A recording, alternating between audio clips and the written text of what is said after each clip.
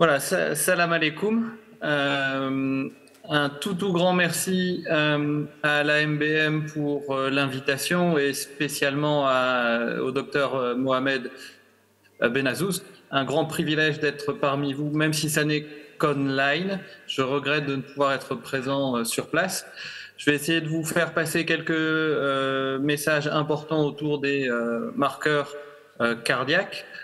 Essayer de vous donner quelques tendances actuelles et essayer de faire en sorte que malgré le fait que ce soit online, cette session puisse être la plus interactive possible. Je n'ai pas de conflit d'intérêt pour cette présentation. Vous connaissez mon environnement de travail pour certains, c'est Bruxelles, les cliniques universitaires Saint-Luc. La photo est récente, printemps, et on a du soleil aujourd'hui à Bruxelles. Campus en construction, le département d'oncologie s'élargit et vous avez le labo qui est juste derrière les arbres et qui reprend des activités d'anatomopathologie, biochimie médicale, hématologie, microbiologie et aussi anapath et biologie moléculaire. Je remercie aussi notre assistante, le docteur Meriem Benamou, pour sa présentation sur la thyroïde ce matin. Et j'espère que, j'en suis sûr, tout s'est très bien passé. Si vous êtes de passage à Bruxelles, vous connaissez la consigne, n'hésitez pas, on sera heureux de vous accueillir et de vous montrer le labo et de vous conseiller quelques endroits intéressants à visiter. Voilà. Alors sur le sujet du jour, la problématique a déjà été abordée par le docteur Sabri. Le tueur numéro 1 dans le monde reste la maladie cardiovasculaire, avec plus de 18 millions de décès à travers le monde, à peu près, et c'est pas négligeable, un décès sur 6 est dans une tranche d'âge qui est jeune, 15-49 ans, et donc ces messages de dépistage et prévention nous concernent tous, et on est à peu près sur 33% des décès à travers le monde qui sont liés à cette maladie cardiovasculaire. Morbidité importante, mortalité importante, les coûts sont aussi extrêmement importants. Vous voyez ces chiffres d'impact per capita au niveau européen, et donc on est à peu près à 630 € per capita à travers l'Europe. Les principales causes de coûts en milliards d'euros, 77 pour les problèmes coronariens, 76 pour les accidents vasculaires cérébraux. Et donc voilà, une problématique et de santé publique et économique à adresser, et les labos jouent un rôle important dans ce cadre-là. On est dans un cas de figure où on a les facteurs de risque traditionnels qui ont déjà été exposés par le professeur Sabri. On a le tabagisme, les facteurs métaboliques, l'obésité. On a de nouveaux facteurs qui s'ajoutent, à savoir des facteurs environnementaux qui sont les microparticules associées à la pollution, qui sont aussi des facteurs liés à l'inflation économique ou l'accès à une nourriture de qualité et de plus en plus délicat, et on est orienté vers malheureusement des alimentations qui sont à plus haut risque cardio-métabolique. Les facteurs qui impactent la santé mentale, tout ça contribue à ce qu'on appelle l'exposome, qui vient malheureusement au-delà de ces facteurs de risque traditionnels. Alors, face à tout ça, on a différentes options. Face aussi à nos contrariétés quotidiennes, on a plusieurs options. Et moi, je reste un grand fanatique du chocolat. Très précieux, noir, 80% de chocolat belge, bien évidemment, meilleur chocolat au monde. Mais j'ai entendu dire qu'il y avait de très très bons chocolats aussi au Maroc. Et on va faire cette session interactive, n'est-ce pas, Mohamed? Je pense qu'on a quelques petits cadeaux pour les participants dans la salle. Et là, Mohamed, je te laisse activer notre plan B. Voilà, c'est à toi.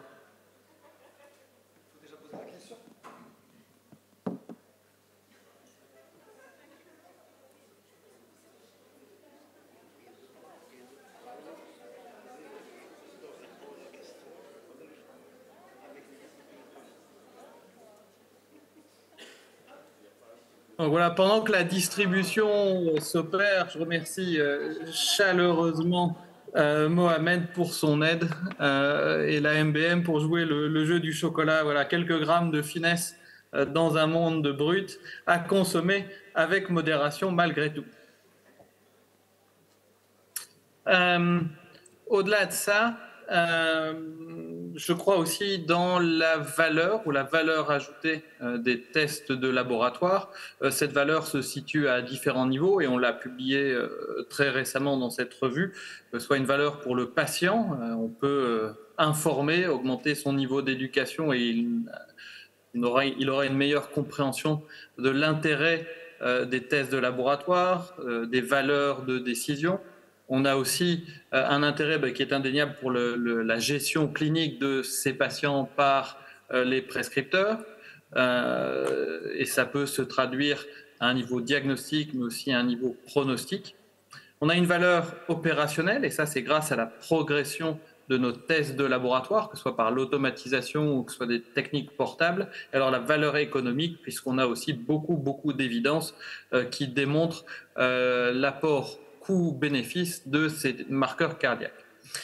Si je regarde un tout petit peu sur les marqueurs de diagnostic, en centrant principalement sur deux grands cas, vous connaissez les syndromes coronariens aigus, on est face à un bénéfice net de l'introduction des dosages de troponine à haute sensibilité. Pour quelles raisons?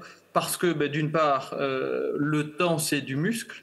Au plus on fait un diagnostic précoce, au plus on gagne du temps, on épargne du muscle cardiaque. Il nous faut là-dedans des marqueurs qui sont cardio-spécifiques et il est évident et indéniable que la troponine a démontré ses meilleures caractéristiques. Protéines de l'appareil contractile du muscle cardiaque, première génération de troponine sont apparues fin des années 90 et ont continué à évoluer avec le temps. On est maintenant avec ces troponines hautement sensibles qui sont reprises dans les guidelines des sociétés cardiovasculaires à travers le monde, l'ESC, et vous connaissez certainement ces recommandations de prise en charge avec une cinétique, 0-1 heure, mais aussi, c'était un peu le changement dans les dernières guidelines, la capacité d'avoir du roll-out ou du roll-in sur base de très basses concentrations de troponine ou de concentrations beaucoup plus marquées. Et donc, recommandation algorithme 0-1 heure, troponine hautement sensible, et vous trouverez dans les guidelines des concentrations cibles qui se réfèrent à ce que j'ai appelé très haute ou très basse concentration par fournisseur. Et je vous invite à vous comparer par fournisseur pour voir si ce que vous appliquez dans votre pratique est proche de ce que l'ESC préconise. Alors, l'autre cas de figure pour lequel on est souvent sollicité, l'insuffisance cardiaque, la dyspnée, donc, essoufflement, souvent chez le sujet âgé. On a nos armes qui sont les peptides natriurétiques, une famille assez large de peptides qui sont des peptides cycliques. Grâce à cette structure cyclique, le peptide qui fait une trentaine d'acides aminés est capable d'activer le récepteur des peptides natriurétiques et d'avoir des effets qui sont cardioprotecteurs. Ce sont surtout les peptides de type B qui sont utilisés par nos laboratoires. La problématique de l'insuffisance cardiaque, on est à peu près 60 millions de personnes à travers le monde et 69% des cas se situent malheureusement dans des pays qui sont émergents. Et donc cette problématique nécessite aussi de stimuler l'accessibilité à des tests de laboratoire pour favoriser le diagnostic et la prévention. Et donc, on doit travailler sur des tests performants, mais aussi accessibles financièrement parlant. Et là aussi, on voit des progrès avec les nouvelles technologies qui permettent de disséminer un petit peu plus ces tests à travers le monde, que ce soit par les labos centraux ou que ce soit par du point of care. Définition universelle de l'insuffisance cardiaque reprend les symptômes, bien évidemment, mais aussi, comme pour la définition universelle de l'infarctus du myocarde, reprend les peptides natriurétiques dans cette définition.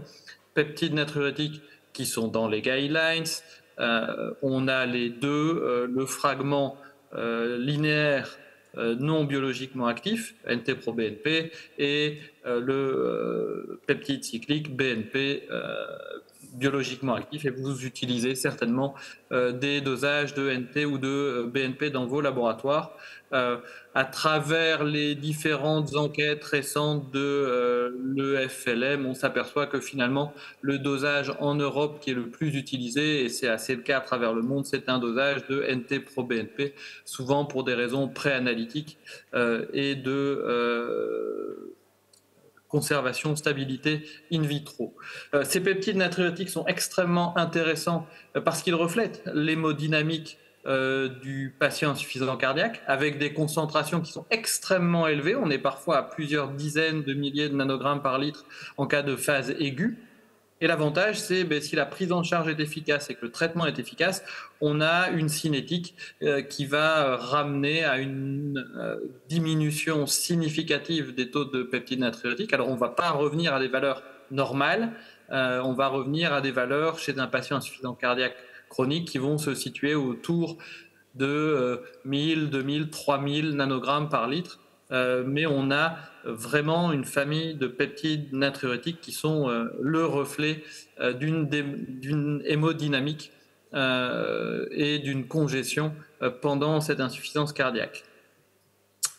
Alors, je vous encourage aussi, et je suis un fervent défenseur du sport. Je parle beaucoup de football, mais je suis un fervent pratiquant de tennis. Et beaucoup de respect aussi pour les anciens très grands joueurs marocains, que ce soit Hichem Arazi ou Younes El Ainaoui. On espère que la tradition marocaine du tennis va revenir aussi au plus haut plan. Et donc, n'oubliez pas le sport aussi un peu ce week-end. Voilà, sur la valeur opérationnelle, mais automatisation. Vos laboratoires utilisent des plateformes automatisées et on est capable de fournir des résultats qui sont en déant l'heure, souvent pour les marqueurs cardiaques. Et les guidelines de l'ESC, les dernières, mentionnent clairement fournir un résultat de troponine en 60 minutes. Opérationnellement, on peut bénéficier aussi du savoir-faire des sociétés du diagnostic in vitro pour designer des workflows qui sont efficaces.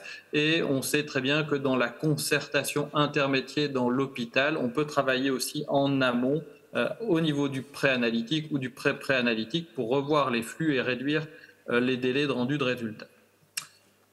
Première partie sur les aspects plus aigus, seconde partie sur l'estimation de risque. Et le docteur Sabri a déjà abondamment présenté la valeur ajoutée du bilan lipidique dans la prévention primaire. Là aussi, la prévention primaire, selon les guidelines de l'ESC, est un travail collectif, interdisciplinaire.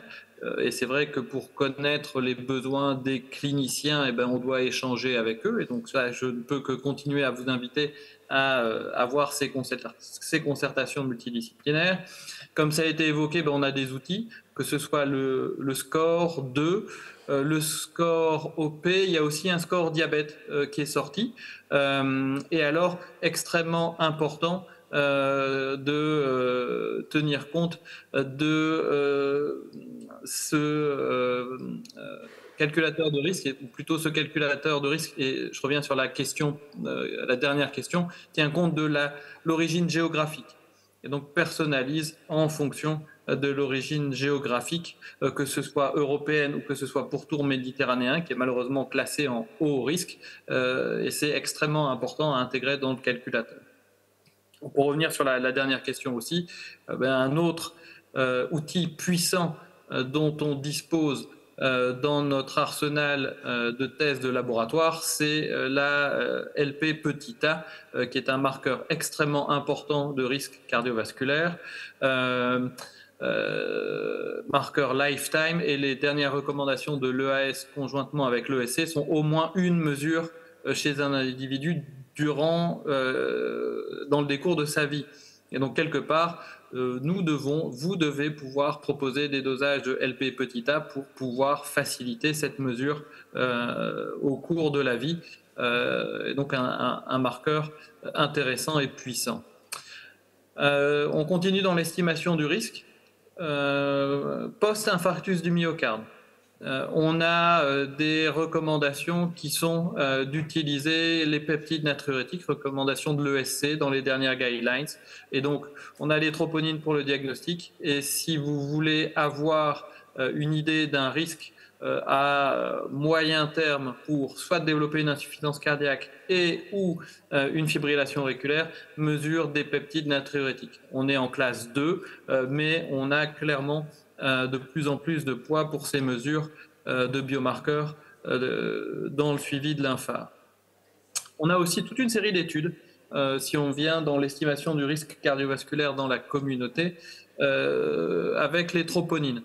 Pas mal d'études ont mesuré, que ce soit de la troponine T ou de la troponine I, en fonction du risque cardiovasculaire à long terme, et on s'aperçoit finalement d'une valeur pronostique, que ce soit de la troponine I ou de la T, en fonction du risque et des études, ça dépendra des tertiles ou des quartiles qui sont utilisés. Mais donc de plus en plus de poids pour cette estimation de risque, en plus des facteurs lipidiques dans la communauté, et on voit apparaître dans des études de méta-analyse un certain nombre de valeurs cibles avec là aussi des très basses concentrations, inférieures à 4, inférieures à 6 pour la troponine I, qui sont associées au risque le plus faible, et pour la troponine T, inférieure à 3.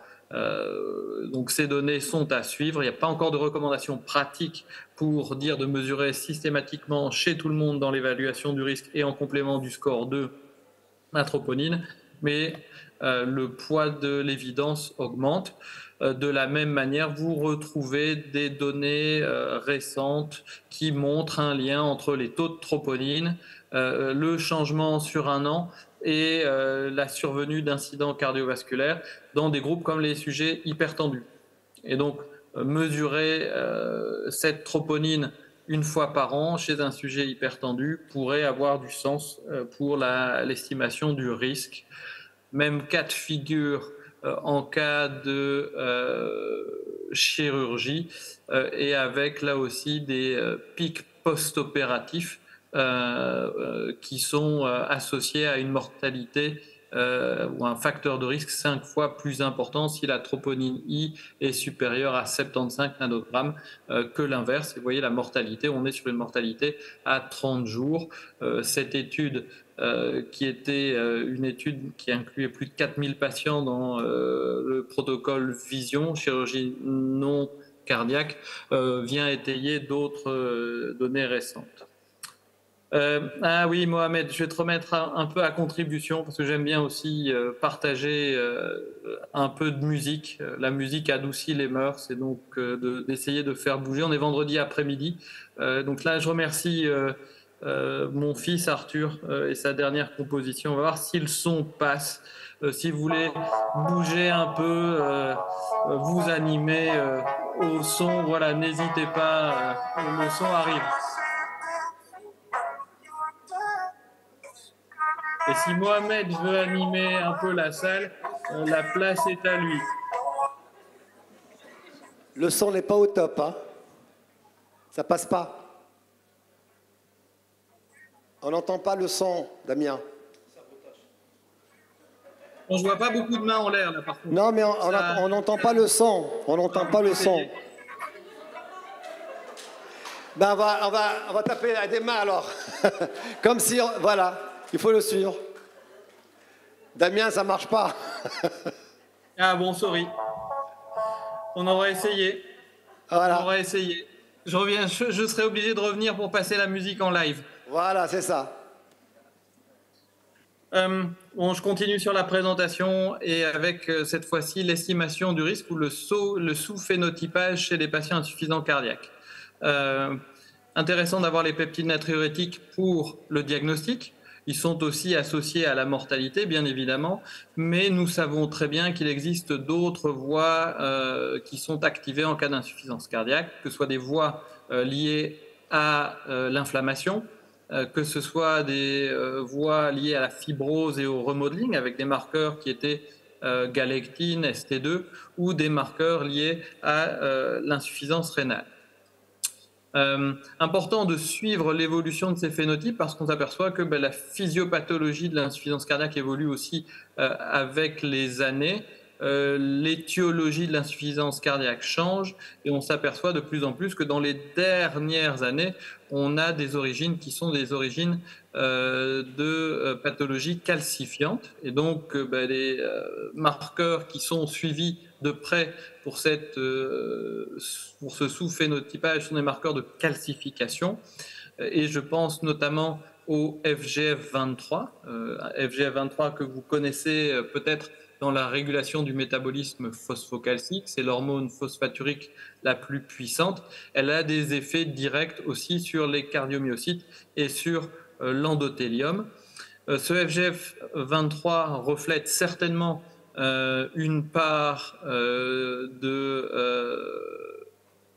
régulation du métabolisme phosphocalcique pendant l'insuffisance cardiaque, reflète aussi certainement une part de déficience en fer et de régulation via l'EPO du FGF23. Vous savez certainement que la déficience en fer et l'anémie sont fréquentes chez l'insuffisant cardiaque. À peu près 50% des sujets sont concernés.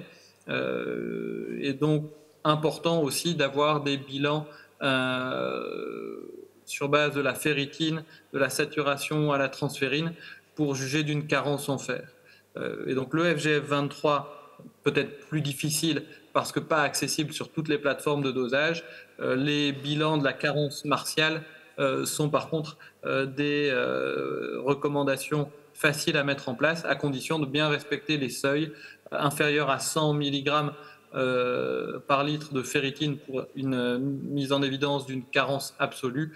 On sait très bien qu'on a un tableau inflammatoire pendant l'insuffisance cardiaque et qu'on peut avoir une saturation fonctionnelle et à ce moment-là, on combine des taux de ferritine entre 100 et 299 et une saturation en transférine inférieure à 20%. À bien reprendre aussi sur les protocoles de labo, ça fait partie des messages de personnalisation. Juste un petit clin d'œil sur ce que j'appelle mon couple prometteur. Oui, voilà, c'est ça. Vous connaissez toutes et tous le CA125, qui est une mucine qui est utilisée dans le suivi du cancer de l'ovaire. On peut l'utiliser aussi en combinaison avec HE4. Ce CA125 devient de plus en plus repris dans la littérature cardiovasculaire. On retrouve des données qui l'associent au risque de prédire une fibrillation auriculaire post-infarctus du myocarde, avec une valeur ajoutée qui est complémentaire à la troponine et aux peptides natriurétiques. Vous retrouvez aussi une littérature de plus en plus grande sur CA125 et insuffisance cardiaque. Pourquoi ? Parce qu'on a une réexpression du CA125 tenant compte de deux facteurs. La congestion de l'insuffisant cardiaque, mais aussi des facteurs qui sont des facteurs inflammatoires. L'inflammation, notamment médiée par la galectine 3, peut entraîner cette réexpression du CA125. Avec des taux qui vont aller à plusieurs centaines d'unités pour des patients insuffisants cardiaques. La littérature sur le sujet démontre un lien entre le pronostic cardiovasculaire, la survenue de complications indépendamment des peptides natriurétiques.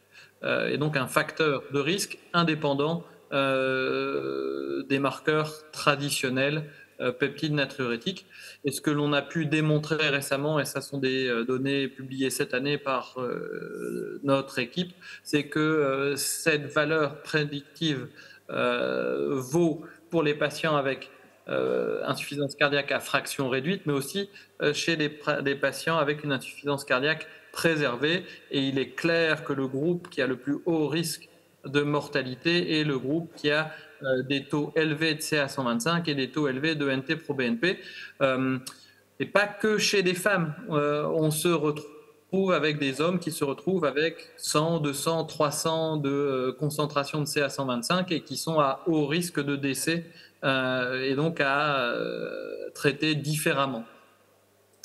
Quand on dit traiter différemment, on a aussi des données dans la littérature qui montrent que si on utilise les inhibiteurs de SGLT2, on peut avoir un effet significatif sur la mortalité, oui, certes, et on peut aussi suivre l'efficacité avec ces diminutions de marqueurs cardiaques, le CA125 notamment, avec une trajectoire de cinétique décroissante qui est différente de celle des peptides natriurétiques. Donc, je veux estimer mon risque. Je combine CA125, NT-proBNP ou BNP, et derrière, je peux ajuster ou titrer les inhibiteurs de SGLT2. Ce CA125 est intéressant à plusieurs niveaux. Il est déjà automatisé, accessible dans la plupart des laboratoires. L'évidence clinique est là.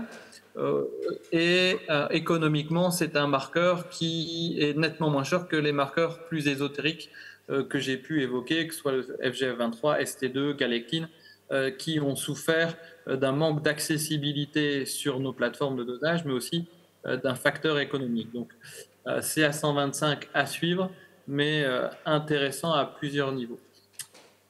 Et il est clair que nous devons tous travailler sur de la prévention, prévention qui peut se faire notamment dans des populations plus à risque. L'insuffisance cardiaque est une complication qui reste sous-estimée dans des groupes comme les patients diabétiques.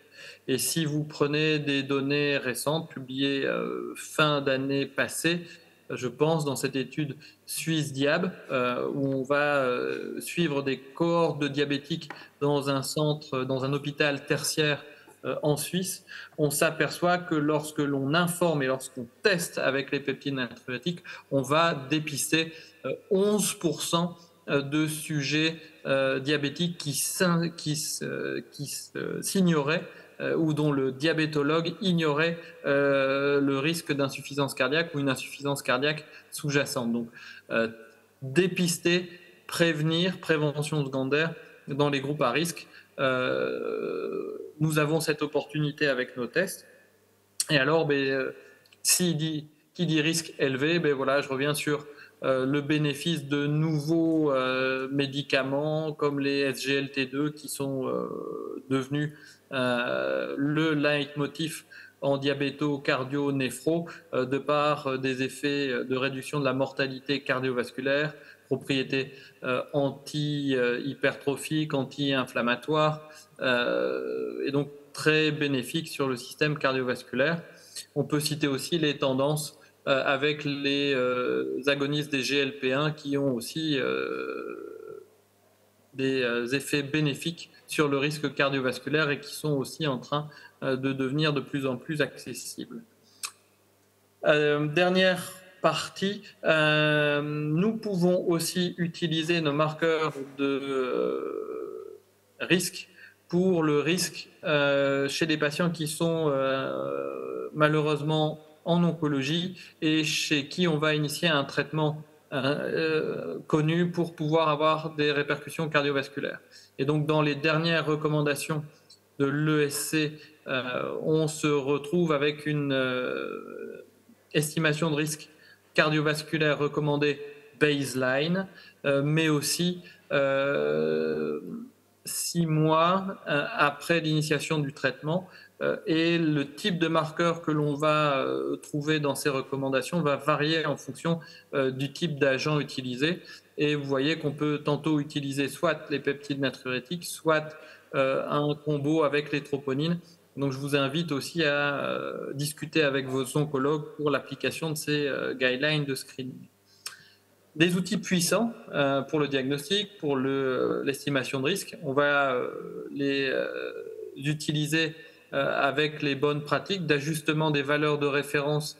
Et si on revient sur les peptides natriurétiques, en fonction de l'âge, du genre, du degré d'insuffisance rénale et du BMI, je vous invite à consulter ces dernières valeurs cibles publiées par l'ESC en fonction du contexte, que ce soit un contexte d'urgence, un contexte ambulatoire ou un contexte de population à risque comme le diabète. Et alors pour les troponines, même recommandation, on personnalise par rapport au genre. Les valeurs sont plus élevées chez les hommes que chez les femmes et de plus en plus on voit arriver des données de seuil spécifiques pour l'âge, donc à mettre en pratique. On est attentif à la variabilité interméthode, elle est présente, que ce soit pour des peptides natriurétiques, des troponines. Et donc si on doit faire du suivi de patients, on reste fidèle à son laboratoire. Ici, je pense que ce sont les données des peptides natriurétiques pour le QC externe belge de Ciensano. Et vous voyez le même topo de variabilité interméthode si je reviens sur le CA125. Donc on est encore loin d'être standardisé à travers les fournisseurs. Et donc le suivi se fait avec la même méthode. La variabilité biologique est un élément important.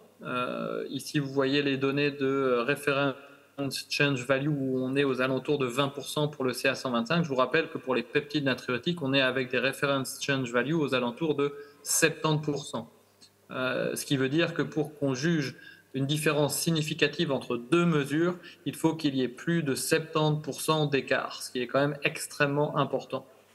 Et donc important aussi à faire rentrer dans les messages associés à nos résultats et dans la tête des cliniciens. Dernier commentaire sur les technologies émergentes.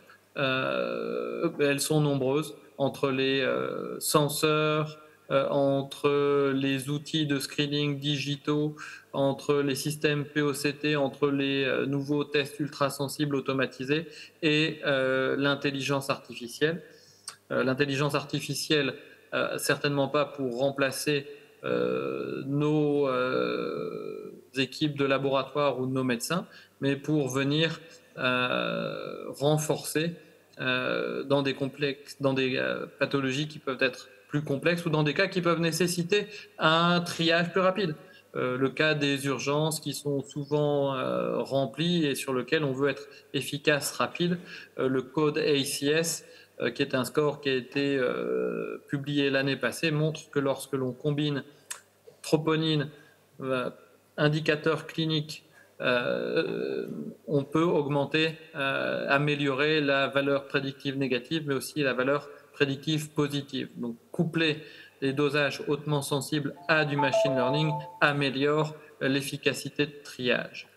On va bien sûr déployer ces outils d'IA dans un contexte de validation par les équipes cliniques, d'apprentissage continu, surtout pour les cas les plus difficiles ou les plus rares, et d'essayer de développer le contexte éthique et légal adapté.